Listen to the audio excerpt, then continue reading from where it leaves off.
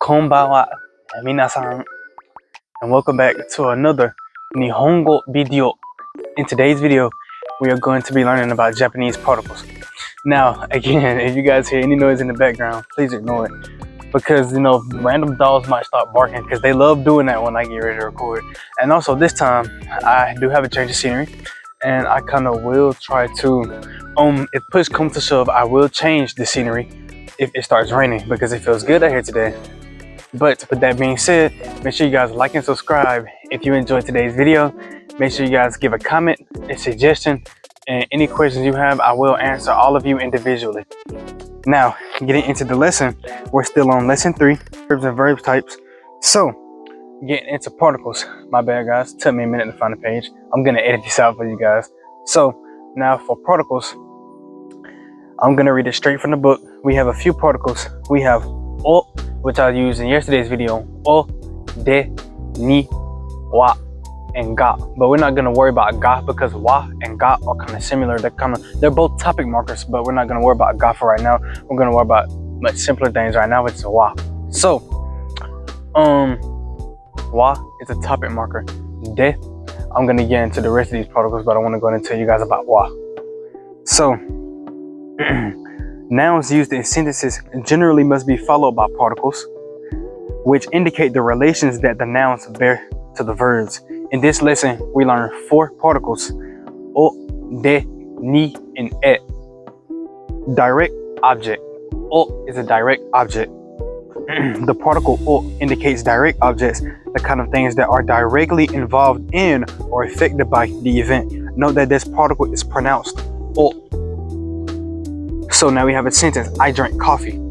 Kohi o nomimasu. O. So what they're saying is the o particle is telling you the direct object is coffee, and the verb behind it, SOV, subject, objective, then the verb, kohi o nomimasu. And as you can see, we have it right here. And sorry you guys see a fly, it's so aggravating. Right there. So now we have another sentence. I listen to music. So this is ongaku o hikimasu. The next sentence says I watch TV. This would be terebi o mimasu. De, which is the second particle. De is the place of action. The particle de indicates where the event described by the verb takes place. Tosokan de hon o yomimasu. I will read books in the library. And then we have another one right here. I will eat lunch at home. Uchi de hiru gohan o tabemasu. This describes events where the verb takes place. So, where are you eating? I'm eating at home. So, where are you going? I'm going to the library. Basically, it's basically to describe things like that. Ni is the particle. The particle ni has many meanings, but here we will learn 2. Number 1, the goal toward which things move, and 2, the time at which an event takes place. Make sure you guys memorize that. 1, the goal toward which things move, and number 2, the time at which an event takes place. Number 1 is the goal of movement. The goal of movement. Examples like iku, kuru, and kaeru. Now we have some sentence examples right here. The definition of this means I will not go to school today. Kyou gakkou ni ikimasen. We have the second sentence. I will return home. Uchi ni kaerimasu. So that's the goal of movement. I'm sorry, y'all. I'm moving so much. There's these flies. Excuse me. Number 2 is the time. We will discuss more about this in section 4, which is basically they're talking about in the next page. So, Nichoubi ni Kyoto ni ikimasu. I will go to Kyoto on Sunday. And then we have 11時に寝ます. I will go to bed at 11. So, those are times. Basically, when you're talking about time, 1 hour in Japanese is ichiji, then so on. Ichiji, niji, sanji, yonji, goji, and so on and so on. Rokuji, nanaji, shichiji, excuse me. And so on and so on. So now we have approximate time represents can be made by substituting goro or goro ni for ni. Goro means at about, which goro means at about, and what that means is basically it's also a time reference. At about 11. So if I was to say, let's say 9 o'clock, kyuji goro, at about 9. So is the goal of movement, and it looks like that one. Is the goal of movement with the verbs iku, kuru, and kaeru. You can replace the goal of movement ni with You cannot replace ni for time reference with because that's not how works. Ni has two. Ni, remember, 1 and 2. Ni is the goal of movement, and number 2 is for time references. Like it says, you cannot replace ni for time reference with Note that this particle is pronounced I will not go to school today. So, 今日学校へ行きません. I will return home. うちへ帰ります. So, if you guys are getting confused because it kind of says the same thing for ni, it says the same thing for ni, but the particles are replaced. It basically means the same thing. They both have the same goal. They're both goals of movement. The only thing you cannot replace is the time with and ni. So now on to the next page, which would be time references. So more time references with the particle ni. You will really have to get used to these particles and using ni. You can also use ni for moving place to place. You need the particle ni with 1, the days of the week, like on Sunday, which is a time basically, and 2, numerical time expressions like 10:45 and in September, which would be let's see here, 14:5. So I will go on Sunday. 日曜日に行きます. I get up at 10:45. 10時40. Excuse me. 10時45分に起きます. I get up at 10:45. 9月に帰ります. I will be back in September. So, you do not use the particle ni with time expressions defined relative to the present moment, such as today and tomorrow, ashita and kyo. Number 2, expressions describing regular intervals, such as every day, and number 3, the word when, which is kino, I believe. Ashita kimasu, I will come tomorrow. I watch TV every evening. Maiban terebi o mimasu, when will you go? Isu ikimasu ka? You normally do not use ni with number 1, the parts of a day, like in the morning and at night, and number 2, the word for weekend, unlike words ashita and maiban above. However, these words can be followed by ni depending on styles, infinites, and personal references. You can change these sentences even though they wouldn't be wrong, but just like the book says, it depends on the style. It's kind of how you're phrasing it. So I read a book in the morning. Another example sentence: Asa ni hon o yomimasu. And what would you do on the weekends? And it says shumasu ni nani o shimasu ka? And number 5 is manka. Mascot. So mascot is not a particle, but we still are using particles. These are like it's basically teaching how to use adverbs, right? So the adverbs, which would be in sentences with the particles too. I'm also going to read these sentences out to you guys. So let's go ahead and get into mascot. You can use mascot equals the present tense negative verb plus the question particle. The question particle, which is ka at the end of a sentence. Basically, like I just read to you guys, shumasu ni nani o shimasu ka? You can use mascot equals the present tense negative verb plus the question particle to extend an invitation. It should be noted that its affirmative counterpart, mascot, cannot be so used.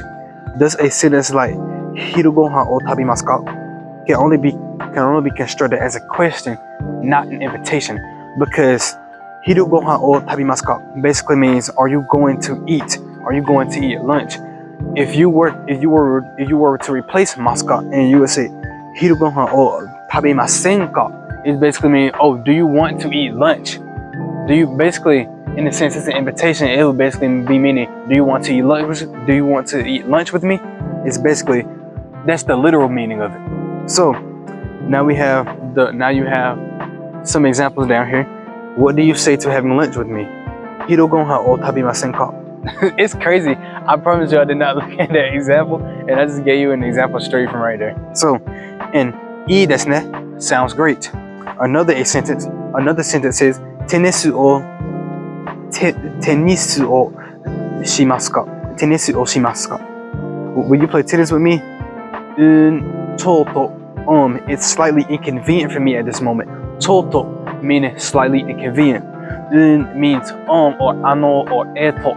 Really, don't really worry about those. Don't worry about kind of stuttering in another language. Just try the best you can. So for the frequency adverbs, it says you can add a frequency adverb such as mainichi, every day, yoku, often, and tokidoki, sometimes, to use a sentence to describe how often you do something. Like I often, like let's say, boku wa mainichi, so mainichi, every day. Boku wa yoku, I often, and boku wa tokidoki, I sometimes. But we have an example right here. So it says, I sometimes go to a library. Watashi wa tokidoki toshokan ni ikimasu. And I'll read that kind of slowly, more slowly for you guys. So it says, Watashi wa tokidoki toshokan ni ikimasu. In this lesson, we also learned two adverbs which describe how infrequent an activity or an event is. Zenzen, never, at all, and amari, not often, not very much. These adverbs anticipate the negative at the end of a sentence. If you use zenzen or amari, in other words, you need to conclude the sentence with masen, because masen is a negative of the conjugation of which verb you're putting at the end. Miru, mimasen. Same thing with other verbs that end with ru. And basically for what they're saying for zenzen and arimasu, I mean not arimasu, but amari, is basically it's the negative form. It's the negative form of mas at that point. It's basically saying, oh, I don't often do this, or I don't do that, or like, oh no, never at all. So we have an example right here. I do not watch TV at all. So it says, Watashi wa zenzen terebi o mimasen. So I'm gonna read it a little slowly. It says, Watashi wa zenzen. So you would use, so after that topic marker, then you would use the negative amari or zenzen. After that, Watashi wa zenzen terebi o mimasen. And then we have another sentence right here. Takashi does not study much. Takashi-san wa amari benkyou shimasen. So whenever using these negatives, you also want to use the negative conjugated form of that verb that you're using at the end of the sentence. And here's an example right here. Right there. Yeah, you guys can see that. So we're going to go to word order. Japanese sentences are fairly flexible in the arrangement of elements that appear in them. Generally, sentences are made up of several noun particle sequences followed by a verb or an adjective. A typical sentence, therefore, looks like the following, but several other arrangements of noun particle sequences are also possible. So we have the topic, which is watashi wa being a topic particle, the time, kyo, because today is a time of day, place, toshokan de, because de is describing buildings and everything, like we just talked about. And toshokan, is a library, it's a place. Object, nihongo, is an object, Japanese language, and the verb would be benkyou shimasu, benkyou suru, which is a verb. So now we have a sentence right here. It says, Watashi wa kyou toshokan de nihongo o benkyou shimasu. I will study Japanese in the library today. And we have another sentence right here. Watashi wa, topic. The frequency would be yoku. The time 7 時頃, at around 7. Uchi e, because e is a goal of movement, used with uchi, house, at the house. Kaerimasu. And now I'm gonna read it out to you guys. Watashi wa yoku 7 時. 7 時頃 uchi e kaerimasu. I often go home at around 7.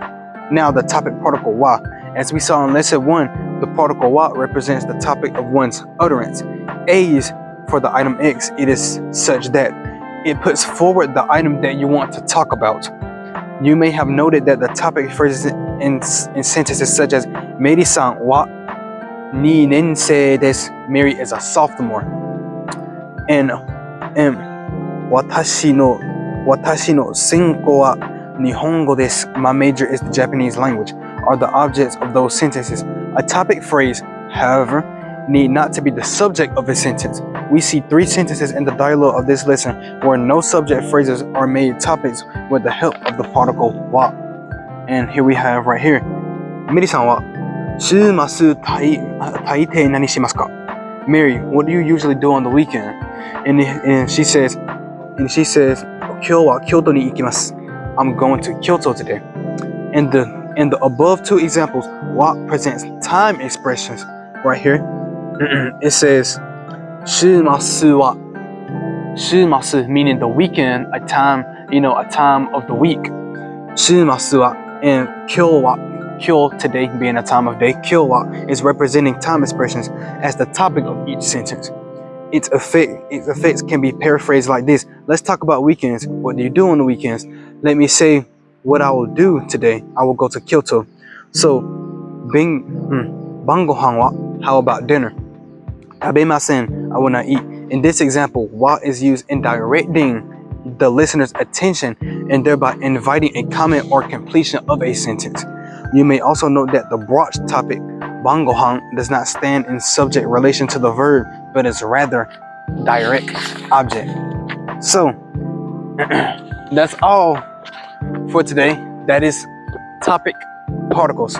Now, what I personally have to say about topic particles, I'm still struggling on some particles like ga, because you can use ga almost like wa. I'm trying to wait for the car to go by. But yeah, I'm still getting confused on ga and everything myself, because once I get to lesson 7, I'm on lesson 7. But that is it for today's video. That is it for today's Japanese video. Hopefully you guys enjoy it. Make sure you guys hit that like and subscribe button. If you guys have any comments or any discussions, well, any topics you guys want to talk to me about, you guys can come to me. I'm free. You can email me, or you can send me an email on Instagram. My DMs are open. So that's the end of the video. Make sure you guys share my content with someone. I never know how I can motivate someone. And have a great day. Arigato mite. Thank you for watching.